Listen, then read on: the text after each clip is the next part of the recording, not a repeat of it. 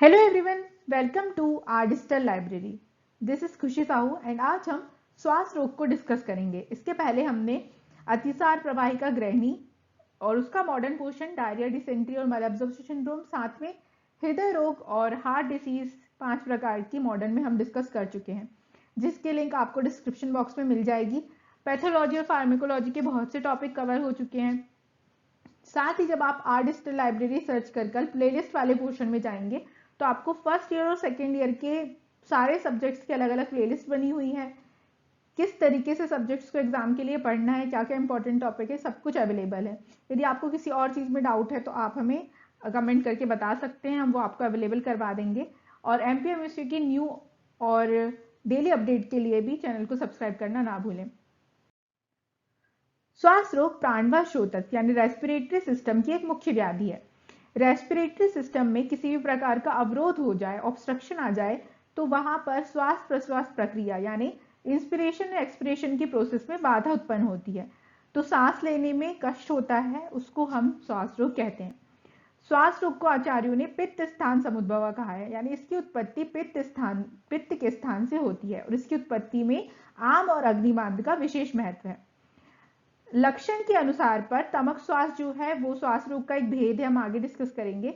उसके लक्षण और मॉडर्न में ब्रोंकियल अस्थमा के लक्षण सेम होते हैं, तो चिकित्सा शास्त्र में हम तमक श्वास को ब्रोंकियल अस्थमा मान सकते हैं।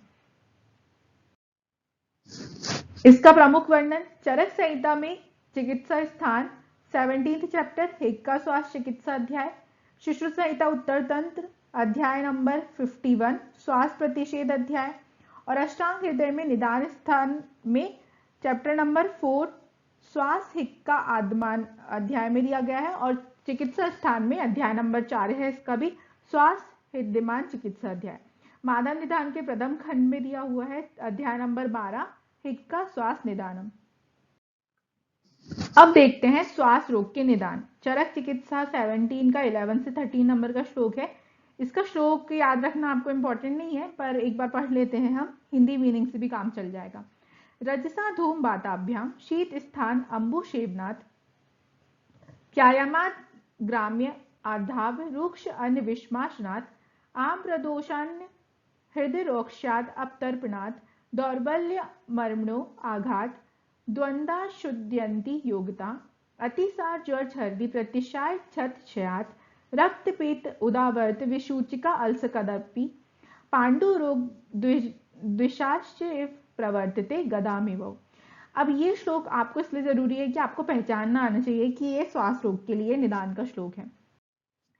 ये है आचार सुश्रुत का श्लोक, ये आपको याद करना है। उत्तर तंत्र 50 का 3 से 4 नंबर का श्लोक है, तो ये आप निदान में लिखना है, आपको इसको याद करना है। विदाही गुरु विष्टंबी रूक्ष अभिष्यंदी भोजने शीत पान अशन स्थान रजो धूप आतप अनिलय व्यायाम कर्म भाराद्व वेग आघात अपतर्पणे हिक्का श्वासश्च काशश्च निर्नाम समुपजायते। अब लास्ट वाली लाइन पे ध्यान दीजिए, हिक्का श्वासश्च काशश्च निर्नाम समुपजायते, यानी ये निदान का श्लोक है जिसको आप हिक्का रोग, श्वास रोग और काश रोग तीनों के लिए लिख सकते हैं, इसलिए ये तीनों में काम आ जाएगा, तो इसको याद करना जरूरी है। आचार्य सुश्रुत की तरह ही सेम श्लोक का वर्णन माधव निदान ने 12th चैप्टर में किया है। अब इसकी हिंदी मीनिंग देखते हैं। तो निदान आचार्य चरक के अनुसार आहारज निदान क्या होंगे, तो सेम, ईख, तिल की चटनी व तिल तेल का अति सेवन करना, पेष्टि यानी चावल के आटे का सेवन, शालू कमलकंद का सेवन, विष्टंबी यानी कब्ज पैदा करने वाले आहार का अति सेवन, विदाही गुरु पदार्थ का सेवन, जल में होने वाले या आनु प्रदेशक प्राणियों का मांस रस का भक्षण करना, दही व कच्चे दूध का सेवन, अभिष्यंदी पदार्थ का अधिक सेवन और कफ कारक का अधिक सेवन करना।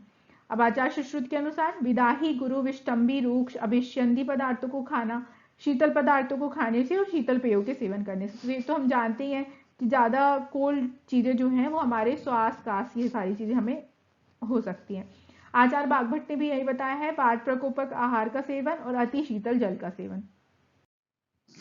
नेक्स्ट आता है विहारज निदान, यानी हमारी डेली रूटीन से कैसे श्वास रोग हो सकता है। तो आचार्य चरक के अनुसार श्वास मार्ग में धूल या धुएं के प्रवेश से, शीतल स्थान पर रहना या शीतल जल का पान करना, अधिक व्यायाम करना, अति मैथुन करना, अधिक पैदल चलना, शरीर में रूक्षता के बढ़ने से, अपतर्पण से, अधिक दुर्बलता के आने से, संशोधन यानी वमन विरेचन के अतियोग से, मर्म स्थानों पर चोट लगने से और शीतोष्ण से विपरीत की तुरंत ठंडा खा लिया फिर उसके बाद गर्म खा लिया, इसका निरंतर प्रयोग करने से श्वास रोग हो सकता है। आचार्य सुश्रुत ने और बागभट्ट ने भी लगभग सेम ही चीज बताई है। शीतल स्थान पर रहना, धूल धुआं आदि सेवन करना, व्यायाम, थकावट पैदा करने वाले कामों को करना, बाहर ढोना, अधिक मार्गमन करना, धार्मिक वेगों को रोकना, चोट लगना और उपवास वगैरह से श्वास रोग हो सकते हैं। नेक्स्ट है विकारज निदान, यानी किसी डिसीज के कारण हो रहे हो। तो आचार्य सुश्रुत ने इसका कोई किसी भी तरीके से वर्णन नहीं किया है। आचार्य चरक और बागभट्ट का ऑलमोस्ट सेम है कि आम दोष होने के बाद श्वास रोग हो सकता है, अतिसार व अनाहार के बाद, ज्वर, वमन, प्रतिशाय, क्षय, छत, रक्तपित्त, उदावर्त, विसूचिका, अल्सर, पांडु और विषभक्षण, इसके बाद भी श्वास रोग की उत्पत्ति हो सकती है। तो ये थे तीनों प्रकार के निदान जिसमें आपको सुश्रुत का श्लोक याद करना है। नेक्स्ट आती है संप्राप्ति। तो चरक चिकित्सा में दिया हुआ है, मारुता प्राणवाहिनी श्रोतांस्या विश्य कुप्यति, उरा स्ता कफ मुद्यु हिक्का सुशान करोति सा, घोरान प्राणो प्रोध्याय प्राणीनाम पंच पंच च। इसकी श्लोक ना भी याद हो तो कोई दिक्कत नहीं है, आप संप्राप्ति चक्र को समझिए। किस तरीके से ये श्वास रोग उत्पन्न होता है। तो निदान का सेवन किया, चाहे वो आहारज हो, विहारज हो या फिर विकारज हो। निदान का सेवन करने के बाद वात का प्रकोप होगा और कफ का प्रकोप होगा, दो प्रकार से संप्राप्ति बनेगी। अब देखते हैं सबसे पहले वात प्रकोप होने पर क्या होता है।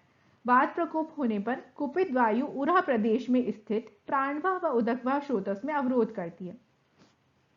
उरा प्रदेश में वायु जो है वो प्रकोपित होगी और रेस्पिरेटरी सिस्टम में और उदकवाह स्रोतस में अवरोध उत्पन्न करेगी।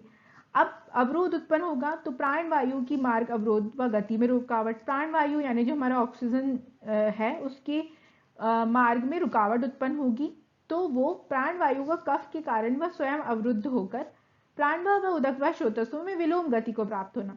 अब यानी प्राण वायु जो है उसको नीचे की ओर गमन करना था, पर अवरोध होने के कारण वह ऊपर की ओर गमन करने लगती है।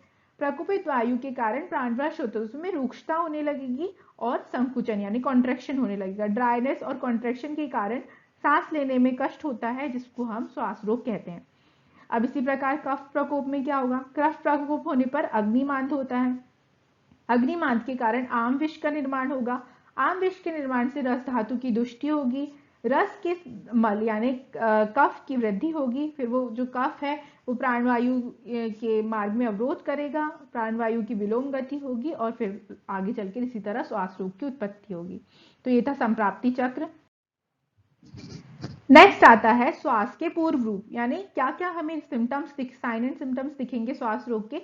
तो तीनों श्लोक तीनों आचार्यों ने वर्णन किया है, जिसमें आपको इसमें भी सुश्रुत का श्लोक याद रखना है। हम पढ़ लेते हैं, आपको पहचानना आना चाहिए।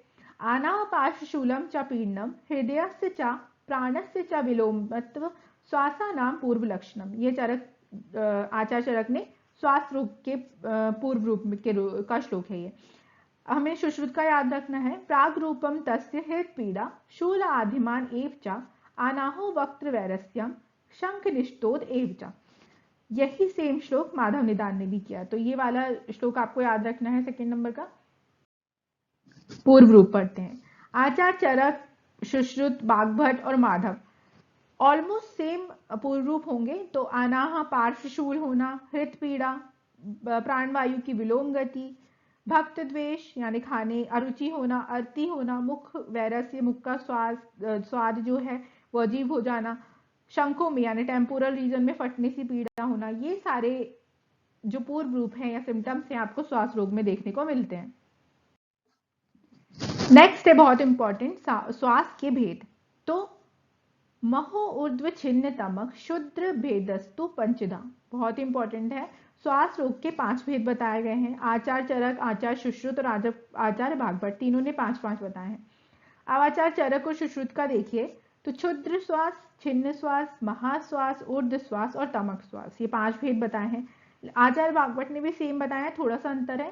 क्षुद्र को उन्होंने क्षुद्रक श्वास कहा है, छिन्न श्वास, महा को महान श्वास, ऊर्ध्व श्वास और तमक श्वास, बस थोड़ा सा नाम का डिफरेंस है, बाकी टाइप्स सेम ही है 5। अब देखते हैं क्षुद्र श्वास के लक्षण। तो इसमें आपको कोई भी श्लोक याद नहीं करना है, बस आप एक बार पढ़ लीजिएगा इस स्लाइड से कि आप पहचान सकें किसके लिए कहा गया है। अब आगे हिंदी में जो इंपॉर्टेंट पॉइंट है वो आपको बता देती हूँ। क्षुद्र श्वास के लक्षण, तो आचार चरक के अनुसार निदान क्या होगा? रूक्ष पदार्थों का लगातार सेवन करने पर, अधिक परिश्रम करने पर हो सकती है। लक्षण, यह कष्टप्रद होती है किंतु अन्य श्वास की भांति अंग प्रत्यंग में पीड़ा पहुंचाने वाली नहीं होती। क्षुद्र श्वास को एक तरीके से आप साध्य समझिए कि जब हम किसी भी प्रकार से ज्यादा मेहनत कर लेते हैं, सीढ़ियां वीडिया चढ़ लेते हैं, जो हाई हार्ट रेट बढ़ जाता है, उसी को क्षुद्र श्वास कहा गया एक तरीके से। तो ये अंग प्रत्यंग में पीड़ा नहीं करती, अवयवों में बाधा उत्पन्न नहीं करती, खान पान की गति में किसी भी प्रकार की बाधा उत्पन्न नहीं करती, इंद्रियों में बाधा उत्पन्न नहीं करती और विश्राम करने पर खुद ही ठीक हो जाती है। आशा सुश्रुत ने भी यही कहा है कि कुछ थोड़ा सा परिश्रम करने पर उत्पन्न होती है और लेट जाने पर या आराम करने पर यह सब हो जाती है। आचार बागभट्ट के अनुसार अति भोजन या व्यायाम आदि परिश्रम करने पर उत्पन्न होती है और बिना चिकित्सा के शांत हो जाती है। तो क्षुद्र श्वास जो जनरली हम बहुत बार फील कर चुके हैं। नेक्स्ट आता है छिन्न श्वास। तो इसके भी श्लोक आप एक बार ध्यान में रख लीजिए। छिन्न श्वास आचार चरक के अनुसार रुक रुक कर श्वास लेना। हृदय आदि मर्म स्थानों पर पीड़ा होने लगती है तो थोड़ी सी देर के लिए हमें ऐसा लगता है कि सांस जो है वो रुक गई। आनाह, स्वेद अधिक यानी पसीना अधिक आना, मूर्छा होना, वस्ती दाह, आंखों में पानी भर जाना, शरीर का सूख जाना, निरंतर सांस लेते रहने पर एक आंख का लाल होना। ये इंपॉर्टेंट है कि यहाँ पर एक आंख लाल हो जाती है, इसको एक रत्ने लोचने अपी बोला गया है, मतलब एक आंख का लाल होना। ये श्लोक में आया है वर्ड, तो इंपॉर्टेंट है कि छिन्न श्वास के लिए कहा गया है। देन मुखशोष होना, वर्ण विकृति, प्रलाप और नेत्रों का नीचे झुका रहना। आचार सुश्रुत के अनुसार आधमान युक्त वस्ती में दाह पीड़ा होती है। रोगी को ऐसा लगता है कि श्वास रुक गई है कुछ समय के लिए और फिर थोड़ी देर बाद वह ठीक हो जाती है। आचार बागभट्ट के अनुसार भी मर्म छेद के समान पीड़ा होती है। आनाहा, पसीना, मूर्छा, वस्ती दाह, आंखों में जल भरा होना, एक आंख का लाल होना इंपॉर्टेंट है, मुख का सूख जाना, प्रलाप, दीन, नष्ट कांति और उद्विगमन। नेक्स्ट आता है महाश्वास के लक्षण। ये भी आप एक बार देख लीजिए। इसमें एक चीज इंपॉर्टेंट है जो फर्स्ट पॉइंट दिया गया है, मदमस्त की भांति जोर से रात दिन सांस लेता है। इसमें श्लोक में एक वर्ड आया है मतर्षव इवानिशम, मतलब मतवाले सांड के समान सांस लेता है। ऐसा हमें दूर से ही समझ में आ जाता है कि उस रोगी की सांस कितनी तेज चल रही है।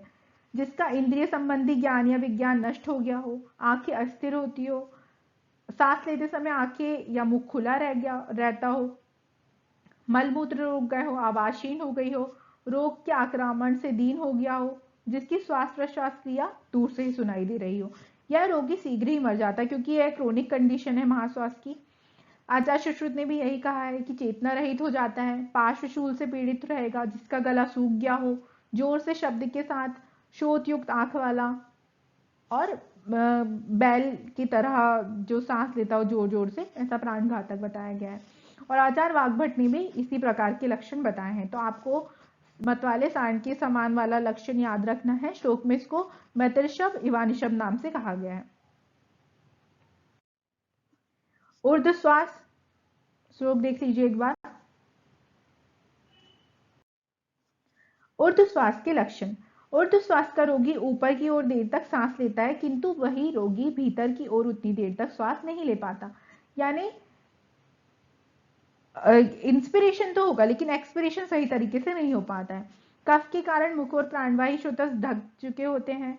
रोगी की दृष्टि सदैव ऊपर की तरफ बनी रहती है। श्वास पीड़ा से अत्यंत पीड़ित होकर बेहोश हो जाता है।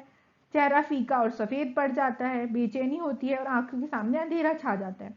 आचार्य सुश्रुत ने भी यही कहा है, हृदय वस्ती सिर इन मर्म स्थानों में खींचने पर निश्चेष्ट बनकर मनुष्य बार बार श्वास लेता है और ऊपर की ओर देखता है, स्वर बैठ जाता है, जिसे ऊर्ध्वश्वास कहते हैं।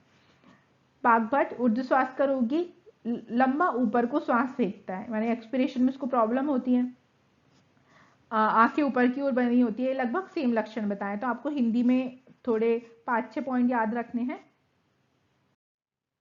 लास्ट आता है तमक श्वास, ये इंपॉर्टेंट है। प्रतिलोमम यदावायु श्रोतांसी, ये वाला पॉइंट आपको चरक चिकित्सा से श्लोक याद करना है यदि हो पाए तो, नहीं तो हिंदी से भी काम चल जाएगा। इसको मॉडर्न में ब्रोंकियल अस्थमा से कंपेयर किया गया है। अब देखते हैं तमक श्वास के लक्षण। तो हम आचार्य चरक के अनुसार पढ़ते हैं, बाकी दोनों ऑलमोस्ट सेम होंगे। श्वास वेग के अत्यंत बढ़ने से आंखों के सामने अंधेरा जैसा आ जाता है। काश के साथ कफ निकल जाने से रोगी को लाभ मिलता है, यदि खांसी आ रही है उसके साथ कफ निकल जाए तो आराम मिलता है, नहीं तो वो खांसते खांसते मूर्छित भी हो सकता है। बार बार काश के कारण रोगी को स्वर भेद हो जाता है, रोगी को बोलने में तकलीफ होती है और वह कष्ट के साथ कम शब्द या वाक्य बोलता है। लेटने पर तकलीफ बढ़ जाती है, क्योंकि प्रतिलोम वायु की प्रतिलोम गति के कारण उसको लेटने में या निद्रा में कष्ट होता है। बैठने पर रोगी को आराम मिलता है, श्वास बाहर निकलने की तरफ मांसपेशियों का सहारा लेती है, मतलब बैठने पर उसको आराम मिलेगा। रोगी को उष्ण सेक और उष्ण पदार्थों से आराम मिलता है। श्वास कष्ट के कारण रोगी माथे पर पसीने की बूंद दिखती है, आंखें बाहर की ओर निकलने लगती है, मुख सूख जाता है। श्वास का वेग आकाश के बादल होने पर वर्षा ऋतु में, शीत ऋतु में और प्रातः काल रूप से बढ़ जाता है, क्योंकि कफ का प्रकोप होगा।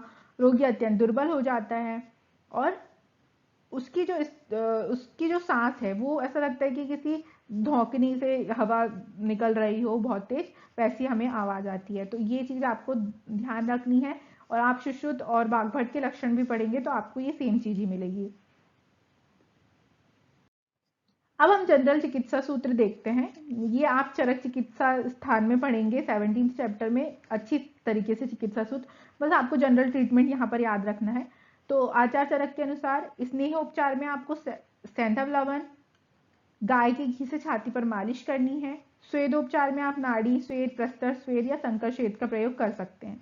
सुश्रुत अनुसार मृदु व अधिक पीड़ा न करने वाले पदार्थों से ऊर्ध्व शोधन कराना है, यानी वमन और विरेचन करवाना है। आचार्य बागभट्ट के अनुसार स्नेहन स्वेदन लवण द्वारा तेल अभ्यंग वात का अनुलोमन करना चाहिए। वमन विरेचन द्वारा ऊर्ध्व और अधःकाय से शोधन करना चाहिए। तो जनरली स्नेहन स्वेदन अभ्यंग वमन विरेचन, इन सब से हम श्वास रोग की जनरल ट्रीटमेंट कर सकते हैं। तो ये था हमारा श्वास रोग। Thank you so much, hope कि आपको समझ में आया हो। यदि कोई किसी और भी टॉपिक में आपको दिक्कत हो रही हो तो आप हमें कमेंट करके बता सकते हैं। Stay connected with our digital library. Thank you.